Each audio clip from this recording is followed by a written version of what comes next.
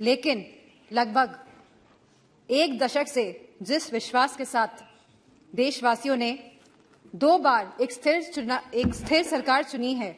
जहां आत्मनिर्भर बनने की बात कही गई है, जहां भ्रष्टाचार मुक्त होने की बात कही गई है, जहां स्मार्ट सिटी की बात कही गई है, जहां कालाधन वापस लाने की बात कही गई है, वहीं आज हमारे समक्ष हिडेनबर्ग की भी रिपोर्ट आई है, जहां मैं समझती हूं कि सरकार प्रतिबद्ध है देश के प्रति कि उसे जवाब देना पड़ेगा कि हिडेनबर्ग की रिपोर्ट में क्या सच्चाई है। जहां हमारे किसानों ने 2014 में ये आस जागी थी हमारे किसानों की कि ये आप लोगों ने विश्वास दिलाया था कि उनकी आय 2022 तक दुगनी हो जाएगी।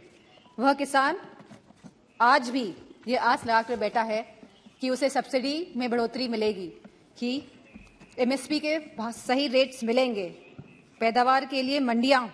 की व्यवस्था उनको दी जाएगी। एक समय ऐसा था जब किसान विश्वास के साथ आपकी तरफ देखता था, वही किसान आज निराशाजनक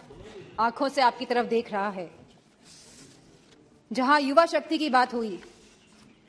युवाओं में भी बहुत जोश उत्साह था 2014 में कि लगभग 2 करोड़ नौकरियां दी जाएंगी प्रति माह, लेकिन आज उस जोश और उत्साह का पतन होते जा रहा है। आज जहां अग्निवीर जैसी योजना लेके आई है सरकार, तो उनका आत्मविश्वास तोड़ने का काम किया है सरकार ने। यह कैसा अमृतकाल है जहां युवाओं के पास नौकरियां नहीं हैं, जहां किसानों के पास खुशहाली नहीं है और जहां महिलाएं अपने आप को सुरक्षित नहीं मान रही हैं। एनसीआरबी के आंकड़े अगर आप देखेंगे तो यह पाएंगे कि लगातार यौन उत्पीड़न और शोषण के मामले बढ़ रहे हैं और खास तौर पे उत्तर प्रदेश में लगातार ये मामलों में बढ़ोतरी हो रही है। जहां महिलाएं, जहां हमारी माताएं बहनें जो रसोई में काम करती है वो लगातार महंगाई से लड़ रही हैं, जहां हमारे सिलेंडर के भाव बढ़ रहे हैं, जहां पेट्रोल डीजल के भाव बढ़ रहे हैं, जहां खाद्य पदार्थ के भाव भी बढ़ रहे हैं, दालों के भाव बढ़ रहे हैं, वहीं दूध के भाव भी बढ़ रहे हैं। आयुष्मान भारत योजना के अंतर्गत कार्ड तो बने हैं, लेकिन स्वास्थ्य सेवाएं उपलब्ध नहीं हो पा रही है। और जैसा कि दानिश सर ने कहा कि डॉक्टर नहीं है अस्पतालों में, और यूपी में गोरखपुर और रायबरेली में जहां एम्स हैं, वहां पे भी सहूलियतें नहीं मिल पा रही हैं क्योंकि डॉक्टर की सुविधा नहीं है, डॉक्टर की कमी है। मेक इन इंडिया के अंतर्गत सरकार कई करोड़ों रुपए खर्च कर रही है जहां प्रचार में, वहीं उत्तर प्रदेश में एक भी बड़ा कारखाना नहीं लगा है। छोटे उद्योग की हालत हम सभी जानते हैं कि वह बंदी के कगार पर है। वहीं सरकार लगातार आयात को बढ़ावा देकर अपने कुछ पूंजीपति दोस्तों को, अपने कुछ पूंजीपति मित्रों को आगे बढ़ाने का काम कर रही है। जीएसटी के नाम पर जहां बड़े बड़े उद्योगपतियों पे ईडी, सीबीआई और पॉलिटिशियंस पे भी छापे मारे जा रहे हैं, वहीं जीएसटी के नाम पर छोटे व्यापारियों को भी तंग किया जा रहा है, वहां पे भी लगातार छापेमारी की जा रही है।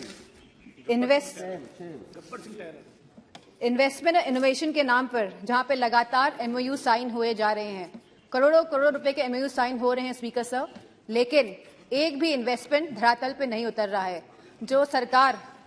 यह दर्शा रही है कि हम स्वर्ण काल में जा रहे हैं, जो सरकार यह दर्शा रही है कि देश आगे बढ़ रहा है, तो मेरा मानना है जहां रोजगार नहीं है, और हम कभी गरीबी नहीं हटा सकते जब तक हम लोग रोजगार अपने युवाओं को नहीं दे पाएंगे। महामहिम राष्ट्रपति जी ने कहा कि सबका विकास और सबका साथ की बात भी करी है, लेकिन उत्तर प्रदेश में नियुक्तियों में सबसे ज्यादा भेदभाव भाजपा की सरकार में हुआ है। यदि कुलपतियों और प्रोफेसरों की नियुक्ति को देखा जाएगा तो सभी वर्गों को सम्मान नहीं मिला है। जहां राष्ट्रपति जी ने अनुसूचित जाति, जनजाति, पिछड़ा वर्ग, अति पिछड़ा वर्ग की भी बात करी है, लेकिन जातिगत जनगणना की बात नहीं हुई है। अगर हमें सही मायनों में अनुसूचित जनजाति, अनुसूचित जाति, पिछड़ा वर्ग, अति पिछड़ा वर्ग लोगों को सम्मान देना है, उनको हक और सम्मान देना है, तो हमें जातिगत जनगणना पर भी बात करनी चाहिए। इसी के साथ जहां कहा गया था कि नमामि गंगे, जहां गंगा की सफाई की बात करी गई थी, गंगा में क्रूज चलाने की कभी बात नहीं करी गई थी। जहां गंगा की सफाई की बात करी गई थी, आज भी गंगा का पानी शुद्ध नहीं हो पाया है, क्योंकि जब काली नदी और यमुना का गंदा पानी गंगा में जाएगा, जब तक ये नदियां शुद्ध नहीं होंगी तब तक गंगा का पानी भी साफ नहीं हो सकता है।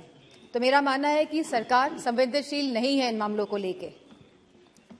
और जहां सरकार कोविड की बात करती है, अपनी पीठ दबाती है लगातार, वहीं पे हम सभी जानते हैं कि कोविड में क्या स्थिति हुई थी भारत की, जहां सरकार ने एक तरफ कलकत्ता के चुनाव कराए थे, वहीं उत्तर प्रदेश में भी देखा गया था कि सरकार परिजनों को जलाने के लिए लकड़ी तक उपलब्ध नहीं करा पाई थी। तो मेरा मानना है कि जो आप स्वर्ण भारत की बात कर रहे हैं और आने वाले 25 सालों की बात कर रहे हैं, आप बीते हुए एक दशक की बात नहीं कर रहे हैं, जहां आप लगभग 10 साल का आप अपना टेन्योर, अपना काल खत्म करने जा रहे हैं। लेकिन आप जो आगे की बात कर रहे हैं और 2014 की पहले की बात कर रहे हैं, लेकिन आप अपने दशक की बात नहीं कर रहे हैं। तो इन्हीं शब्दों के साथ मैं अपनी बात को खत्म करना चाहूंगी और आदरणीय स्पीकर साहब को धन्यवाद देना चाहूंगी।